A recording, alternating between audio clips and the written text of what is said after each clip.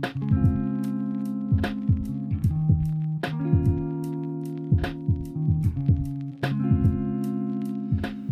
guys, well done if you've made it to this point. You're at day 6 in this weekly challenge of developing a healthy spiritual habit of reading God's Word. We've been going through the book of Ephesians, and today just want to take a look at Ephesians chapter 6. Now, what a beautiful book this is that Paul wrote.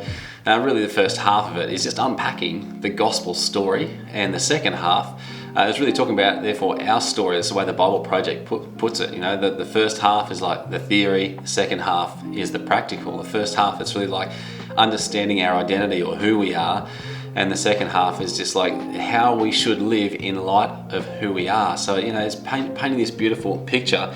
Really where it gets to at the end here is just before the chapter 6. It has this heading called Rules for Christian Households. It just makes me laugh, because imagine what would be written today in 2020. You know, where would you start writing rules for Christian households? Surely it would have to do with technology, something to do with social media. If you're a parent, can I encourage you, find out all you can about this stuff, because we're living in tricky times for raising kids. There's a great Netflix documentary called The Social Dilemma. I'm not going to say where I stand with that, but I encourage everybody to watch it, just to paint a picture of some of the tough stuff we're dealing with. Well, that wasn't around back when Paul wrote this, though, and really where he gets to with his rules for Christian households in chapter 6. He's talking to parents, he's talking to kids, and he's saying, kids, honour your parents. But parents, if you need to hold that over your kids, I'd say look at yourself first. And really there's instructions for the parents here to not provoke your kids or frustrate your kids to a point of anger and discouragement. Now, again, it's one of these journeys that as a dad, I want to get right. I want to do well at, but I know I'm going to fail in so many different areas.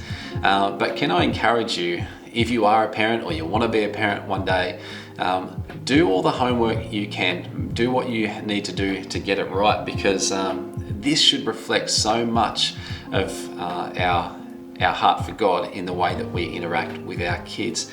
There are 3 words for me. I know there are many others you could use, but 3 words for me that are really important when it comes to parenting.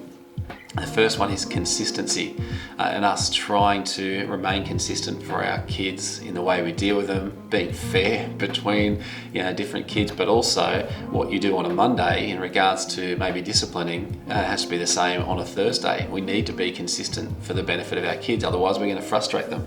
Another word is authenticity. There's no point us telling our kids what to do if we're not willing to model it. They're going to catch what we model to them far more than anything we tell them. So we need to model authenticity.